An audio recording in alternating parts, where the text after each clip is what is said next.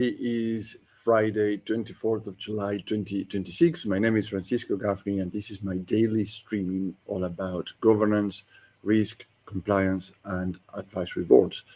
Now, this week, we have walked through the advisory board operating system model in practice, and this is a model that we have in the screen with us now. But particularly, the focus was on advisory boards' value creations and the perspectives, what we do to add value or the valuation also of the organization. So a quick recap. Monday was the full model. We review everything. On Tuesday, we review the top portion of the model, which is how we scale the company or the commercial acceleration. On Wednesday, we talk about predictability or the capital and growth. Yesterday, we talked about the systems, the governance, the risk, the compliance. Particularly, we spoke about resilience. And today is Edge, the performance strategy and brand that and the conclusion of how to wrap up the whole model, which are the causes and consequences that add value to an organization. Now, when we're talking about Edge, it's about transformation and reinvention. But today we are going to speak specifically in terms of value creation that not come from reviewing separate slides. It does not come from reacting to separate crises. It does not come from hoping separate work streams somehow add up, right? So the biggest risk this week has been the drift, the growth drift, the capital drift, the control drift, so transformation drift. And this is all tied up to the operating model as mentioned, which are the causes and consequences in how the different causes in different areas produce consequences in others. So the board level value creation starts when these particular drifts stops. Now, we're going to focus in this area, which is transformation, reinvention, or your innovation. What makes your company relevant for the future? And I ask you to bear in mind, before we go into three problems, this example I'm going to mention, because this is pretty much a very good idea how all this coming together. There is a perception that innovation or the transformation of organization have to be a big bang thing. Actually, all the same at the same time have to change. That's not the case. Sometimes innovation, not sometimes, many times, you cannot lose familiarity of what's going on with your own organization, your brand, your people, your partnerships, your strategies, because the mechanism to control and govern or to keep the risk under watch is too difficult to change absolutely everything for this big innovation. Sometimes, and many times, actually many times, innovation comes right from 1 or 2% things. So you, as I mentioned, what makes you relevant for the future in the perception of your customer, supply chain, services, etc., that is the same thing, but actually is perceived as a big innovation in the market and grabs the people's attention and say, wow, you are going ahead of anybody else. And the example I want to bring to you today is Coca-Cola. Back in the day, Coca-Cola and Pepsi were head-to-head to the market share. And one of the directors came with a brilliant idea and was very, very, very much scrutinized, and pretty much all the blame was on him if the plan failed. And guess what? Nothing in the whole organization changed. Just one thing. They increased the pricing by twofold. Just the only one thing that they've done. So it's less than a fraction of a percentile or a percentage of a change of the whole organization. They just change the price. They twofold the price. And guess what? Record sales, record revenue, market share increase, you name it. The benefits were piling up quarter after quarter after quarter until Coca-Cola completely dominated the market as we know it today, right? So the innovation, the transformation, the reinvention of the organizations are pretty much one little thing that complete the whole perception of the branding, your strategies, your assets, etc., etc. So bearing that example in mind, we are going to look into three problems that companies face. So just to start to think in how we can add value with a little change, one thing that might change your organization today that will make a big splash in the market. So problem number one is that boards still review the business in disconnected pieces. Revenue in one paper, risk in another, capital in another paper, transformation somewhere else, right? So, but the market does not judge those separately. It judges the organization, the business as one system. That's why Coca-Cola didn't change a lot of things at the time. They changed only one thing, the price. Problem number two is that explanation quality is often too weak. So, in terms of you as a founder, your leadership, your C-suite, your board may feel confident, but the stakeholders need clear logic. What is being scaled? How is funded? What controls protect the company? What transformation improve future value? If these explanations are vague, the confidence start to fall very quickly. And problem number three is that the wrong capability sits around the table for too long. What I mean is actually is a group thinking, static positions actually things to things through the same way. So the business may need commercial expertise now, or capital expertise, or resilient expertise after that, and transformation expertise later. So you need somebody that um, make the company more stable, more robust, and then do the transformation, then do the things like Coca-Cola to change the price. So a static advisor mix can become a drag if the milestones are changing, right? So you have to be aware that if you are looking into changes, you cannot do the same changes with the people that have been that brought the business to where it is today. But you don't need to change the whole. You as a founder or your non-executive directors or your C-suite. An advisory board can provide those different views that you're looking for and expertise to do the evolution that you're looking for. So, in other words, imagine the board as a gearbox or a board or an advisory board with this operating system is like a new gearbox in a car that is already powerful, strong, can run, won many championships, etc. But if the gearbox do not connect cleanly with your transmission, the power never reaches the road properly. So then what you're having is a lot of noise, as we mentioned earlier in this week, but not much traction. So as a board advisor, what I would propose to consider is the following. First, force the four questions into one rhythm, like it recurrently asks these questions. That's what I mean. What are we scaling? How are we funding it? What must stay resilient while we do it? And we spoke largely about resilience yesterday, so you can watch that video again to understand what I mean. And where are we reinventing to stay ahead of the market? What makes us relevant? What will make us progress in the next quarter, next years? So when those questions are together, the board or yourself as a founder or your executive team starts to see causes and consequences, the effect of the things. So a growth decision usually creates capital questions, right? So right away, so we want to grow. It's okay. How are we going to fund this? But when you have your capital decision, that you have controls question, right? Because okay, now we are funded. How we are going to make sure that we are staying on budget? We are don't deviate this fund to another project or a new idea, etc. So you need the controls, and when you have those controls, then um, how you constrain or don't constrain your transformation, your innovation. And this creates the next scale question. So that is how the ecosystem start to work together. So one thing start to look to the other and create a causes for the good consequences or the bad consequences at the same time. Now, the second thing to suggest is improve explanation quality. So do not let the board hide behind board phrases or broad phrases, right? So growth strategy.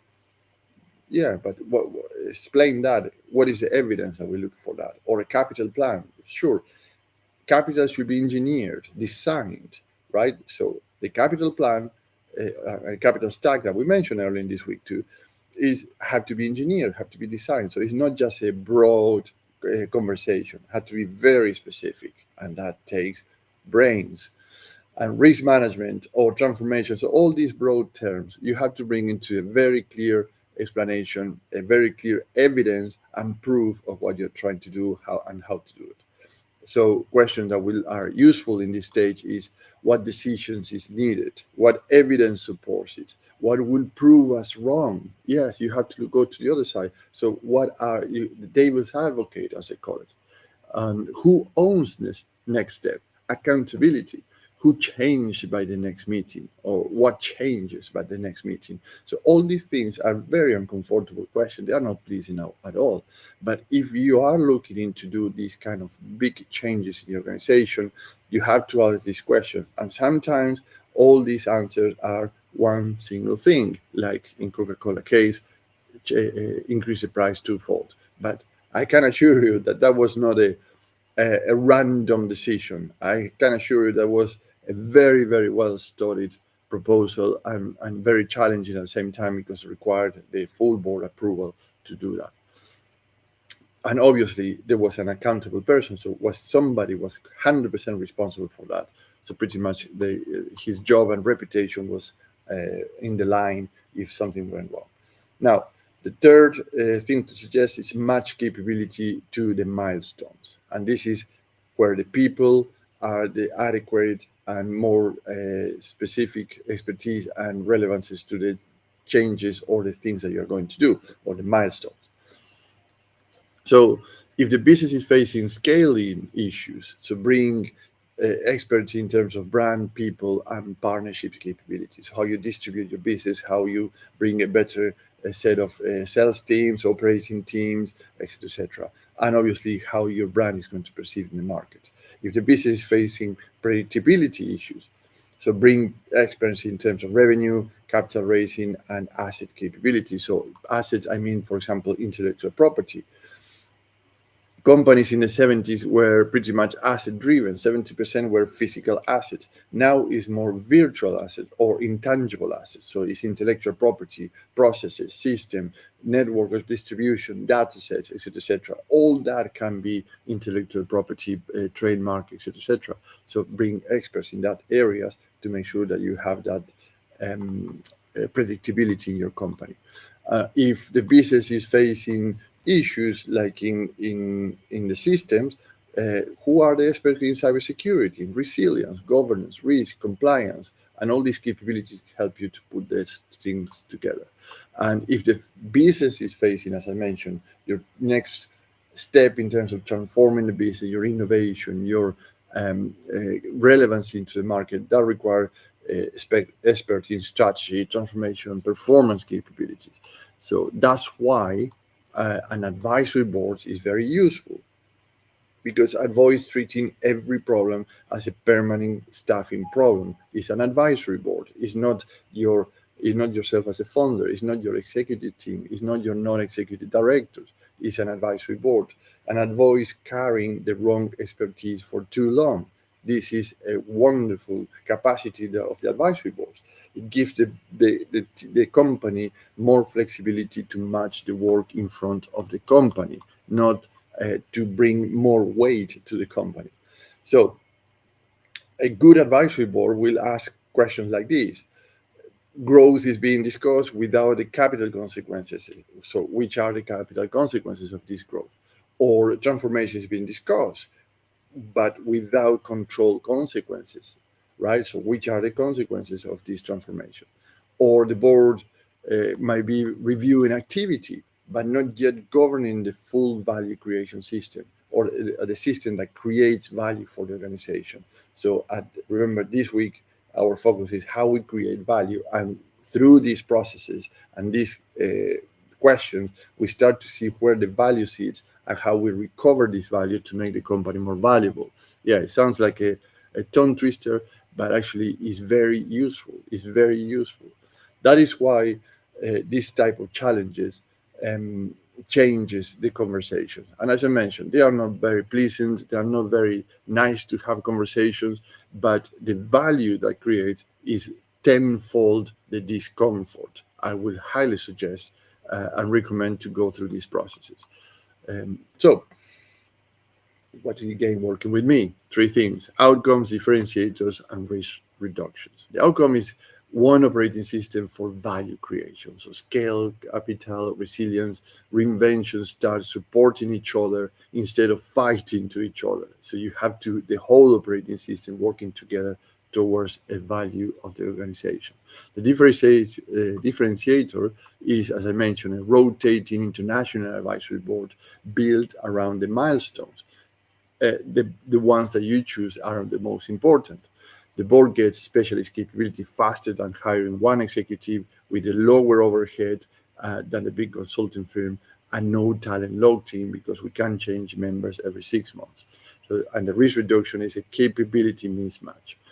This is the risk that you want to reduce. The people are relevant to the things that you have to address. So members can be changed every 6 months, as I mentioned, as the business moves. So expertise keeps space with the board agenda, and the company avoids carrying the wrong capability for too long. We want to avoid a static board of advisor. We want to avoid the group thinking. We want to avoid the same old ideas rehearsed into the new evolution of the organization. We need to bring fresh expertise, fresh capabilities, fresh experiences. As or fresh, I don't mean that actually are not tested and seasoned. I mean that actually is fresh for the organization that is unlock a lot of new possibilities right away.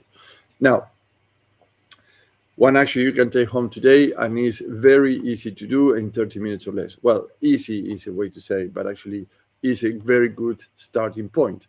Let me bring the visuals to help us what we are talking about.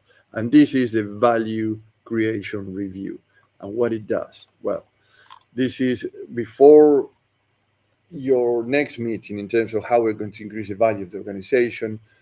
Um, Put one session in the diary called this value creation review. And ask your team. If you're the founder, ask your management team, or if you're a management team and you want to report to the board, or if you're a board, ask the manager, the executive team for this chart. And this is very simple.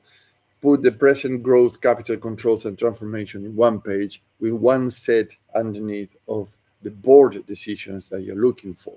Now, you say, well, this is very easy. We can jot down a few things, ideas here. But no, it's decisions that you're looking for. It's not just ideas. What are the decisions that you have to put together that work in tandem one to the other to make sure that this brings more value to the organization?